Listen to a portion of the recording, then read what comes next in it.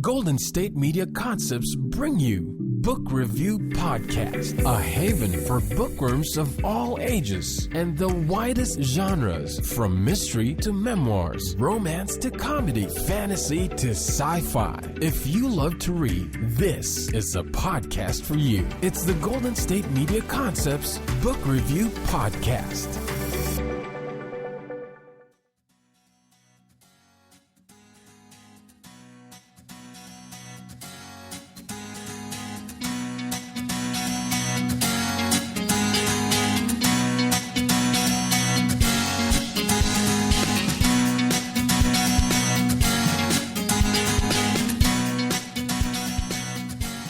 Hello and welcome to the GSMC Book Review Podcast, brought to you by the GSMC Podcast Network.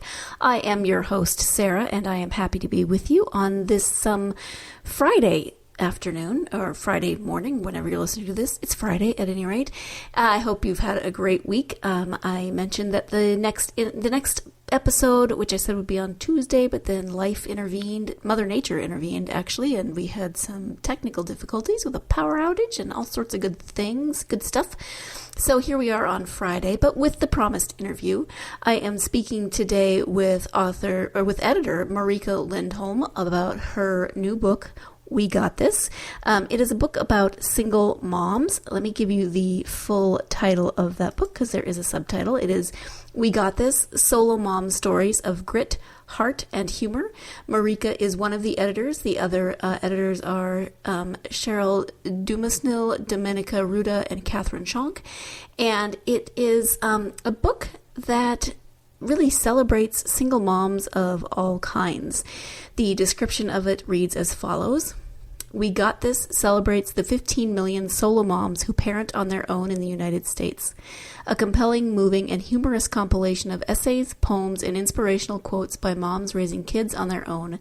This book gives voice to women who, despite their differences in age, race, culture, sexual orientation, economic circumstance, and route to single motherhood, are bound together in a conscious coalition that is strong, proud, and dedicated to their children.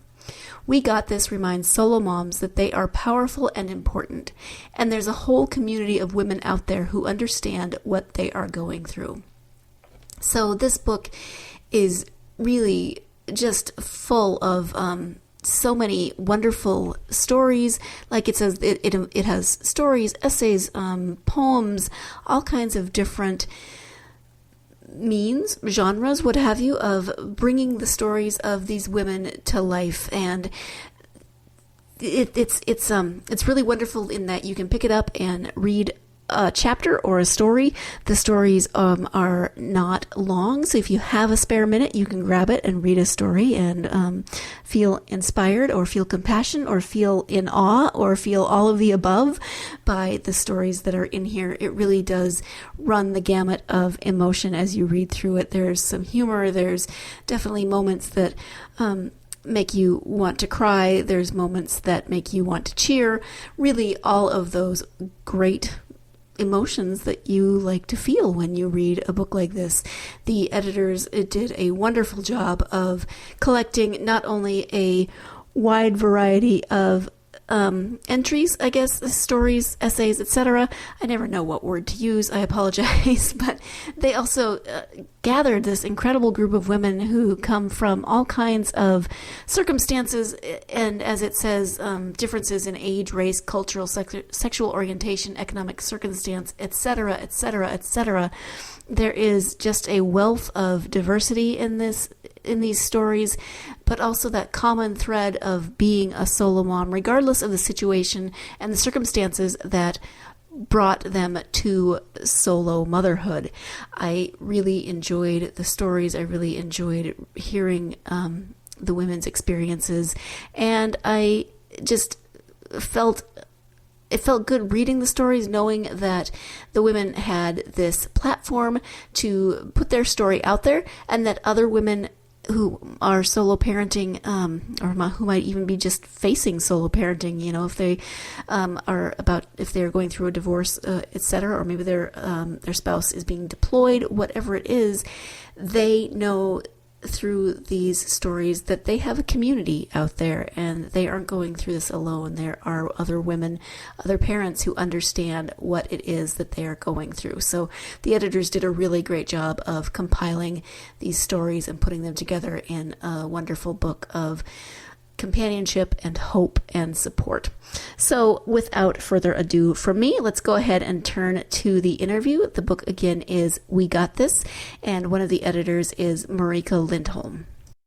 Hi, Marika. Welcome to the podcast. Thank you very much. It is wonderful to have you here, and we are here to talk about the new book, We Got This. Before we talk about the book, though, I'd love for my listeners to get to know you just a little bit. So if you could share whatever you feel comfortable sharing, that would be great. Sure. I'm a founder of a website called esme.com. It stands for Empowering Solo Moms Everywhere, and I'm trained as a sociologist, but love reading and writing, so that's been always something I'm super passionate about. But the website is what I've been working on for the last 5 years. It's a support site for moms who raise kids on their own. I taught at Northwestern University for 15 years, issues of inequality and diversity, and so the website was the culmination of that, and now the book is another offshoot of all my passions, so I'm really excited to talk about it. Oh, great. I know you're one of the editors on the book. Was the concept your idea, or was it a collective idea? It was my idea. I gathered a really amazing team of editors after I wanted to showcase the voices of solo mom writers, because my website, we not only have resource articles that are practical and give advice, but we also had a section where we asked for poetry and essays and short fiction. And I realized there was this amazing wealth of great writing by solo moms, and I wanted to showcase it. And then Catherine Shank, who is one of the co-editors, she's the editor on Esme. And then Dominica Ruda had written articles for Esme, and she's just an amazing writer who's in New York City and a memoirist and New York Times best-selling author. And then Cheryl Dimasnil in San Francisco is our guide on the site for LGBTQ issues, and she's a poet and an amazing woman. So I just assembled my dream team, and it was great to have their knowledge and their background, their support as we tried to assemble the best collection we could. So, sounds like a really great team. So go ahead and tell us about the book, We Got This. Sure. Well, We Got This, Solo Mom Stories of Grit, Heart, and Humor is an anthology with poems and essays and quotes by solo moms. Some of them are very well known, like Mary Carr, Amy Poehler, Audre Lorde, Elizabeth Alexander, and then some are the women that I discovered through their submissions to Esme, and they're the ones who are yet to be discovered. And we tried to put together a book that had a diversity of voices, really spoke to the diversity of experience for solo moms. And when I use the term solo mom, I don't just mean a mom who is necessarily divorced. There's also moms that are parenting on their own because of deployment, incarceration, perhaps a spouse's mental illness, a spouse or a partner is overseas. There's just a variety of reasons why we have many, many women in America parenting on their own. We wanted to give expression to all the different experiences, and I think we did it. I think it'd be hard-pressed to find a demographic that we did not include in the book, so I feel pretty proud of it. Yeah, it's amazing, the diversity and the number of different, not just types of people who are writing, but types of submissions. There's stories, there's poems, there's all kinds of things. How many, I don't even know what word to use, how many entries? So we have, we have, I know we're juggling so many. So we have, I'd say 75 solo mom writers represented, whether it's just a quote or a short essay or a poem. But there's 75 unique voices that are in there, and some of them are quite short because we know that particularly for our audience, it doesn't necessarily have to be solo moms, but any parent is super busy, and we know we want them to be able to pick up the book and read a little bit and put it down. So it's structured in a way that it's easily digestible over, short periods of time. And we just hope we put it together in a way that we have song titles as each section, and we start out with The Kids Are All Right and end with Here Comes the Sun, because we want to end on a positive note. And in between is stuff about dating, isn't it romantic, and challenges, and change is going to come. So we really tried to put together an anthology that would be inspiring and also, resonate with pretty much anybody. I can't imagine that any human being wouldn't find something in there that would resonate. Absolutely. How did you select the stories to include then? I guess we had two main goals. One is, of course, wonderful writing that would resonate. And then secondly, we just wanted to make sure that we represented the diversity of solo mom voices. So we were very cognizant that we just didn't want, there are so many essays about divorce. We just didn't, we have a number of them in there, but we wanted to make sure that thematically we addressed all the different circumstances that lead to a woman being a solo mom.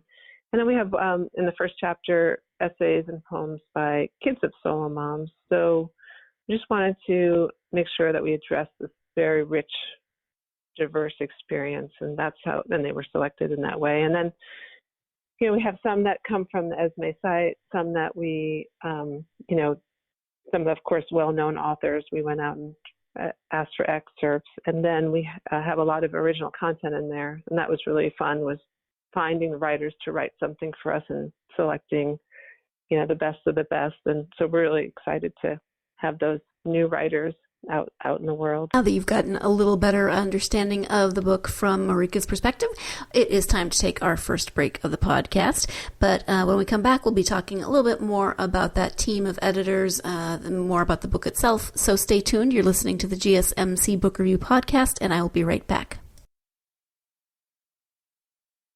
Still on the search of that one true love? On the limbo in this crazy world of dating, marriage, relationships? Well, listen to the Golden State Media Concepts Relationship Podcast, your one-stop podcast for everything about relationships.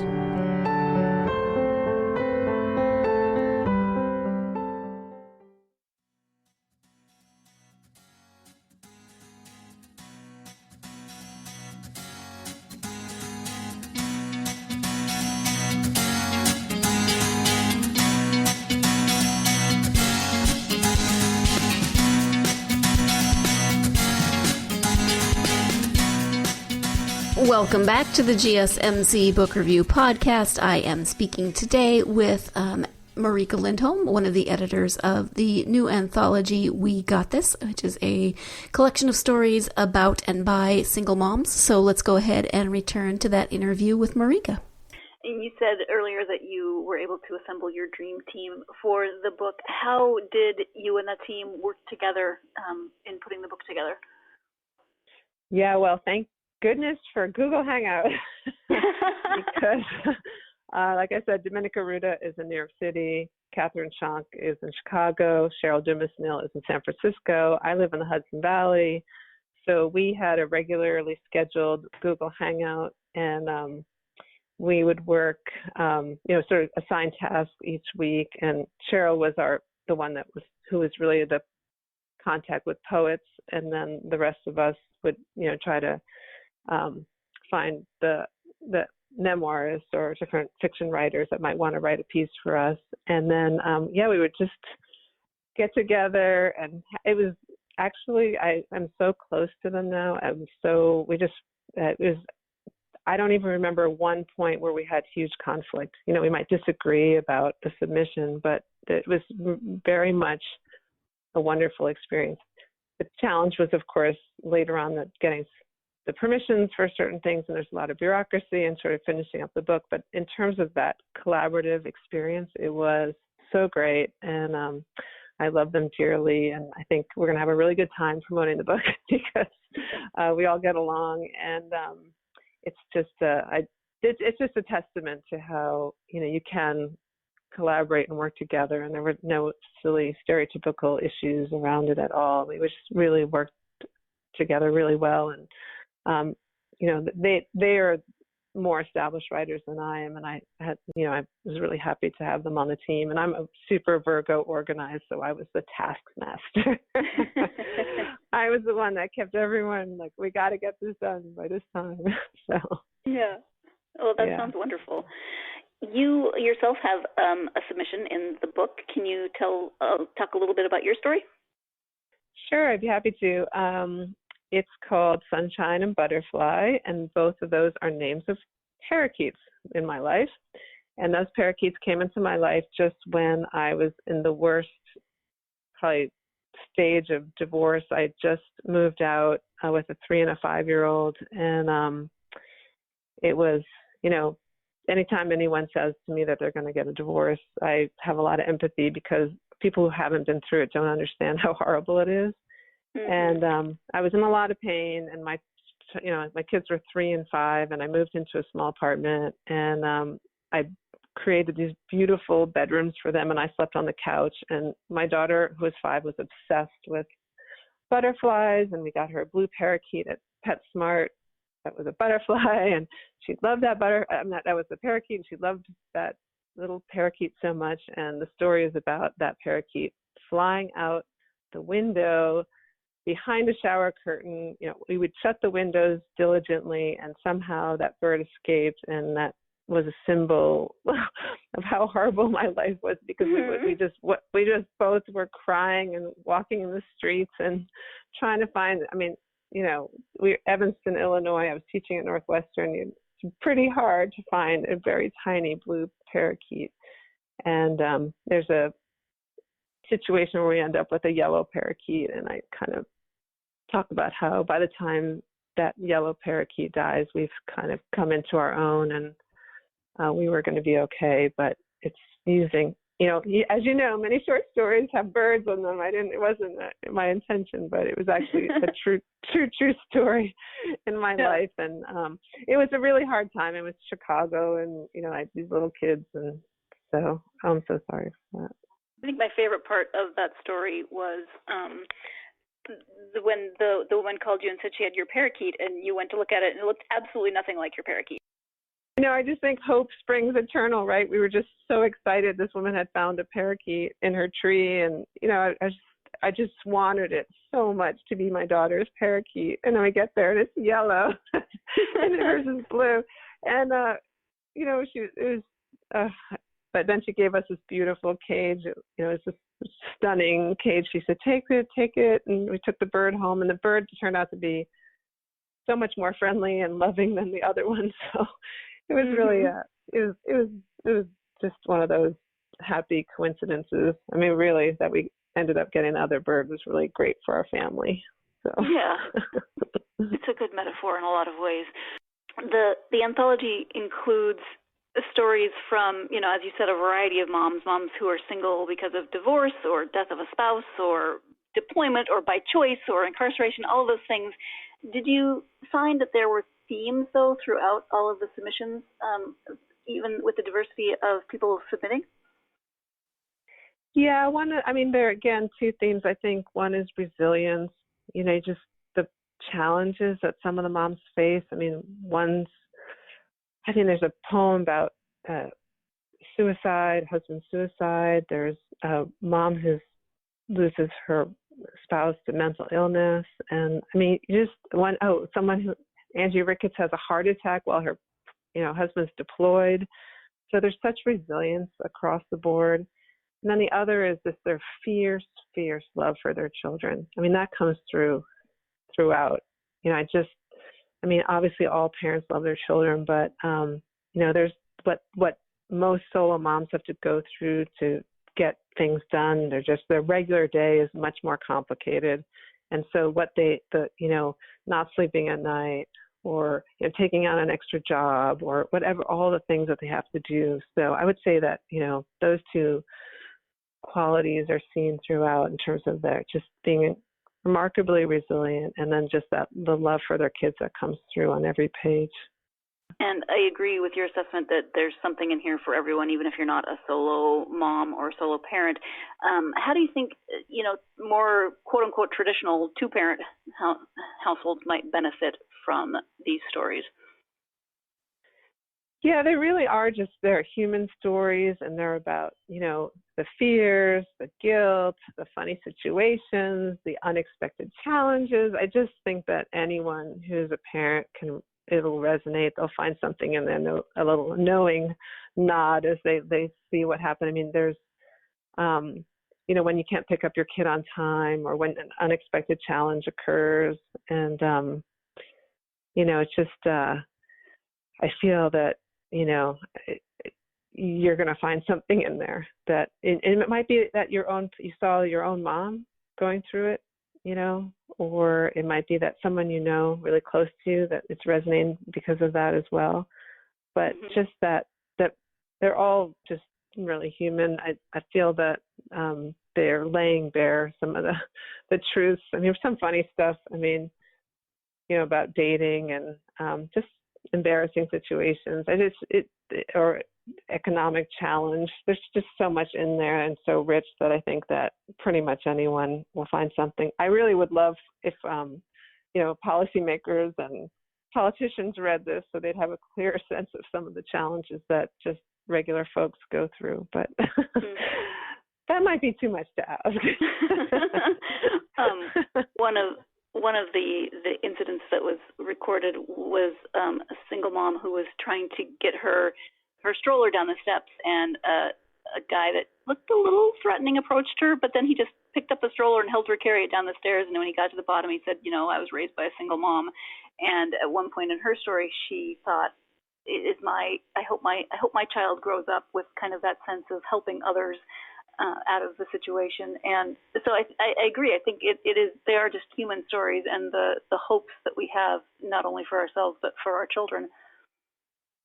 Absolutely. I remember that I think that video went viral, and I remember being very moved by it. Yeah. I know that there's got to be at least one person listening to this who's wondering, okay, well, what about solo dads? Did that question ever come up?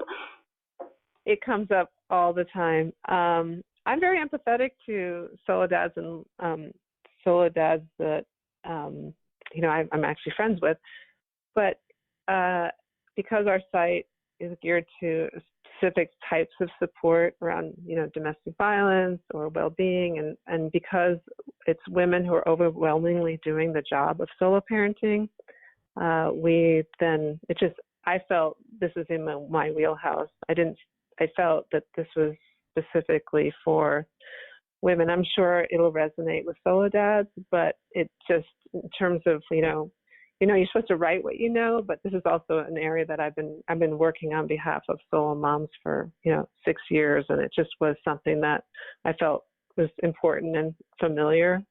And maybe, who knows? I think someone else should do that book.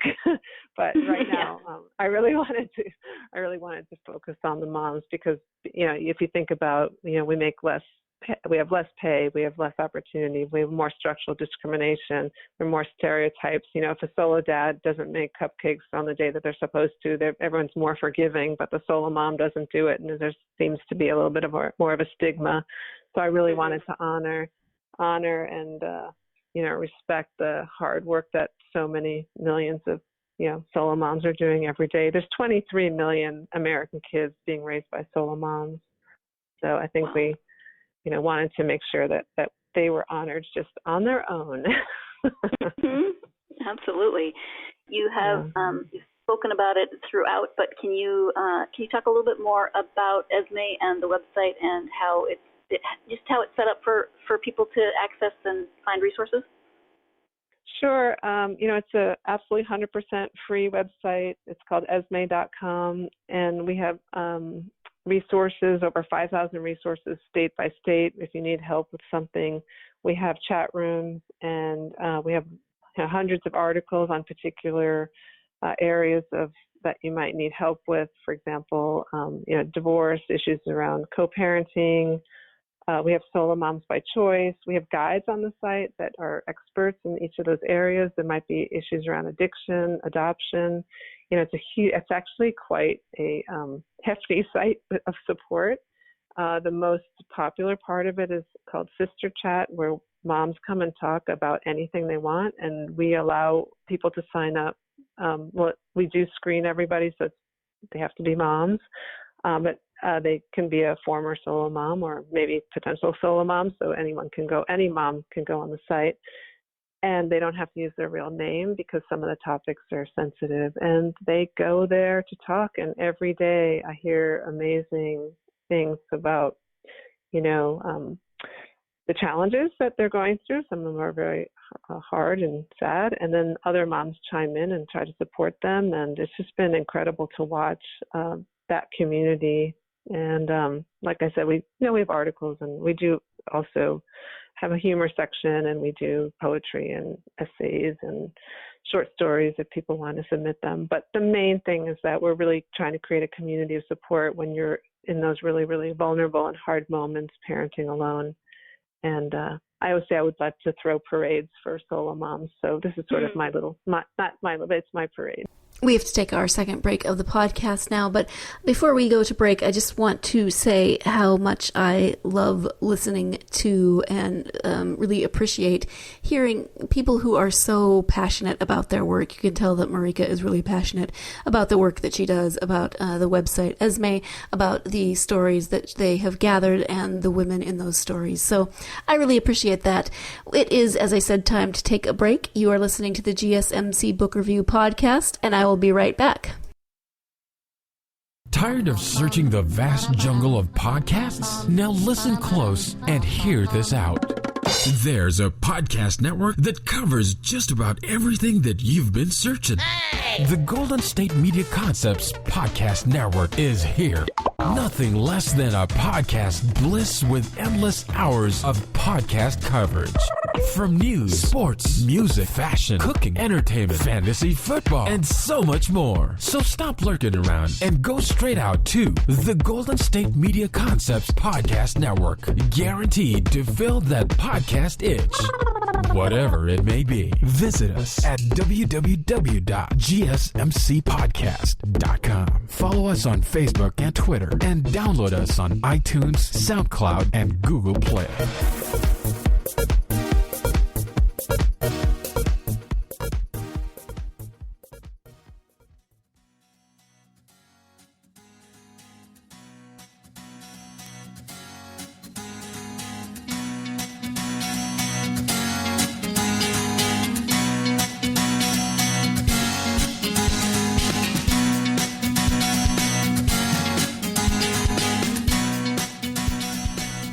Welcome back to the GSMC Book Review Podcast and the conclusion to my interview with Marika Lindholm, one of the editors of the book We Got This. I would imagine that you had way more submissions than you could possibly use for the book. Do you think there will be a second book? We joke that we are so fried from that book by putting it together, but we do have another book coming out that is going to be focusing on the children of solo moms. I think the working title is We Got This Too, TOO, and it's the amazing kids of solo moms. It's an inspirational book to show moms and kids what's possible if you're raised by a single mom, focusing on people like Barack Obama, George Washington, Rosa Parks, Annie Oakley, James Baldwin. I mean, there's incredible people who've been raised by solo moms, and so that's what we're working on right now is a really lovely inspirational book that moms and kids can read together and look at what's possible, and with really interesting stories. Like John Urschel is a football player and a gifted mathematician. We're trying to draw out the stories that are really interesting and there's thousands of movie stars that are raised by solo moms, but we would only feature ones, of course, that have like something extra special that they do. But it's a beginning of the project, but really fun to work on because there's so many incredibly inspirational people who've been raised by solo moms. Mm-hmm. So that's We Got This Too. I love it. TOO. As I mentioned, you have a submission in the book, and considering that you taught, you've been in academia, I would assume that you've written in a lot of different contexts. Is writing a book or editing a book in this case, is that something that you've always wanted to do, or did it just kind of evolve out of your work? I got to be honest, I always wanted to. I was a kid who imagined being a writer, and I wrote diaries, and I've kept them, and my friends are like, you got to toss those if you don't want someone to find them. But I have like the diary from when I was 6 years old with the flower on it and the lock, and I have in there, it says Nixon is a liar. I've always been really interested in writing, but my life, I went to get a sociology PhD, and I was focused on academia. But then once I was entrenched in teaching and felt pretty confident, I started to take some writing classes at Northwestern, because since as a professor there, I could take them for free. And it came at the right time, because it was right when I was going through my divorce. And I just wrote, I remember my first short story. I handed this, I don't know, it must have weighed like 3 pounds, because I just wrote and wrote and wrote. And this amazing instructor, Fred Schaefer, was like, okay. Not a short story. Yeah, exactly. And it just poured out of me, and I really always wanted to be somehow involved in the literary community, and I'm pretty excited. I have all kinds of ideas for future writing, but I'm not supremely gifted. I've worked really hard at my writing, and academic writing is very different, so I had to come into those workshops and classes and sort of realize that I had work to do, put it that way. So out of your unique experiences that led you to this book, do you have advice for aspiring authors? Yeah, I think, is that you really need to know your basic writing rules. I think that some people just think, oh, I'm good at writing. And, I was in a lot of workshops and clubs, and, that just because you like to write doesn't mean that, it's gonna.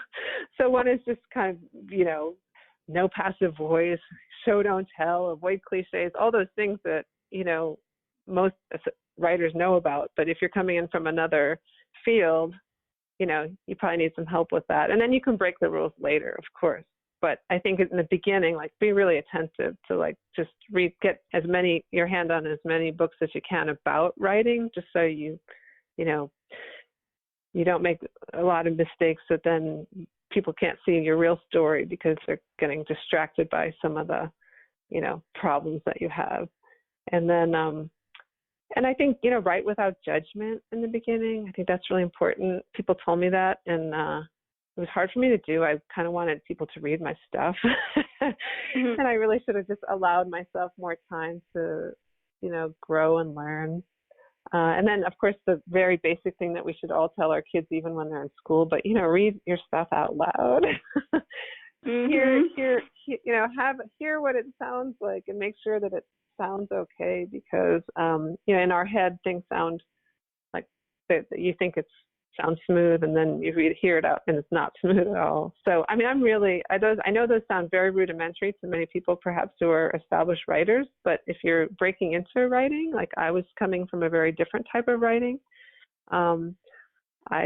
those rules were actually really important for me to kind of go in and learn that stuff. And then, the other is, I feel like just watching other writers and being in workshops, is that they get so hung up on their first sentence and their first paragraph. I think just keep going. I've seen a lot of people I just can't get past, I just want that first sentence to be perfect. And, I think that I was one of those people. I would kind of agonize over is this first sentence literary? And of course, that first sentence probably will never be in the final product. It's not going to be in what's actually published. So I think that my advice would be is just write and feel free, and then you're going to have gems in there, and you're going to shape them, and it's going to be great. But I just think I've seen a lot of stuck people, and I think it's better just to let yourself feel the freedom of not necessarily writing a wonderful thing from the beginning. I mean, that's what editing is all about, and have people you trust, to read your work. I mean, we had a lot of, in the workshops I was in, we were fortunate to have writers come in, and they all talked about, whether it was Tobias Wolff, Francine Prose, really great writers would come in and say, oh, no, I have someone I trust before I show it to, my editor or my publisher. So it's nice to have, someone that you really trust that will be able to give you an honest response to your work. Yeah, absolutely. On the opposite side, when you're not writing and you have time, do you have favorite authors or genres that you like to read? Yeah, I'm super, I just a voracious reader. It's kind of saved. I always say reading saved me because I was not a good student in high school, but I loved to read. And, obviously I was able to get through grad school and get a PhD. So somehow something was happening, and it was because I was reading all the time. But I used to read, I would read Suitable Boy by Vikram Seth, and I'd read all the Indian writers, and then I'd read, Russian writers. But really what happened when I got to college was I took a course on women writers, and I just became very interested in, strong writing by women. So I remember being blown away by Maxine Hong Kingston's Woman Warrior or Louise Erdrich's Love Medicine. And so my obsession with great fiction by women writers continues. Like I just love those Ferrante Neapolitan novels. I was actually quite obsessed with them. And then one of my favorite writers is Jennifer Egan. I love the book A Visit from the Goon Squad. I don't know why, I just love that book so much. And then Toni Morrison is a goddess, and even short stories by female writers, Lori Moore, Alice Munro, Amy Hempel. I have to say also amazing memoirs like one of my co-editors, Dominica Ruda. She wrote an incredible memoir called With or Without You. And, I had read that, and then, I met her through Esme, and I was like, I love your book. So I'm really drawn to a strong fiction and memoirs by women. So it actually has probably had a pretty good background for creating an anthology. Sounds like it, yeah. Yeah.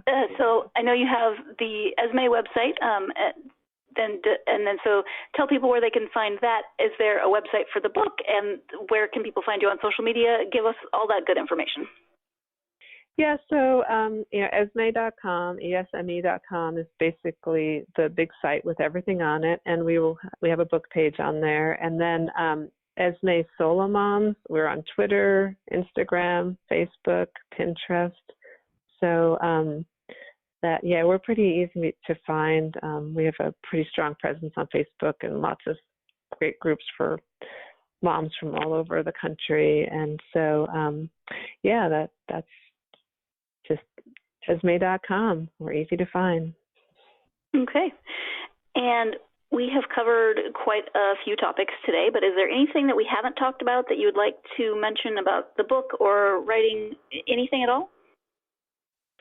Well, I wanted to give a shout out to Ninth Letter. It's a literary journal. They, Philip Graham I did a panel at the AWP and with solo mom writers, and he was one of the first people to say, this is something. This is something I want to pay attention to. And he put together an online special feature called Solo Mom Sessions, and it was like the first time that we were able to showcase the work by solo moms and just feel like that work was being validated. And then I also just wanted to say that if you're a solo mom out there trying to write, trying to juggle everything, just know that, we're trying to get you attention. We understand the struggle, and, we just really want to honor that work because it's so hard to, support your family and juggle all of the family, family work stuff, and then try to be do your writing. But people are doing it, and they're doing it really well. And I'm really excited to showcase that talent. And we can only showcase a fraction of all the great talent out there. But I'm really honored to do so. This has been a passion project, and it's really, really exciting for me. So that's how yeah. Nothing much about me, but just about them. Yeah, absolutely. Thank you so much for that, and thank you so much for taking the time out of your day to talk to me. I really, really appreciate it. Thank you so much for letting me share my passion for this. Thank you. So once again, I want to say thank you to Marika for taking the time to speak with me about this book, about the work that she is so clearly passionate about. Really appreciated that. And I appreciate you as well, my listeners. Thank you so much for joining me every week. If you are interested in these essays, this collection, you should definitely check out the book. You don't have to be a single mom. You can be just a human. You maybe even can be an alien. I don't know. They might enjoy it too. I'm not going to judge. But this book has a little bit of something for everyone, so definitely check it out. In the meantime, I hope that you have a wonderful weekend. I hope that you will join me again next week on Tuesday for, barring Mother Nature, an interview with Richard C. Lyons about his book, The DNA of Democracy. So join me on Tuesday. Have a wonderful weekend and go out there and get yourself lost in a good book. Thanks. You've been listening to the Golden State Media Concepts Book Review Podcast, part of the Golden State Media Concepts Podcast Network. You can find this show and others like it at www.gsmcpodcast.com. Download our podcast on iTunes, Stitcher, SoundCloud, and Google Play. Just type in GSMC to find all the shows from the Golden State Media Concepts Podcast Network, from movies to music, from sports to entertainment, and even weird news. You can also follow us on Twitter and on Facebook. Thank you, and we hope you have enjoyed today's program.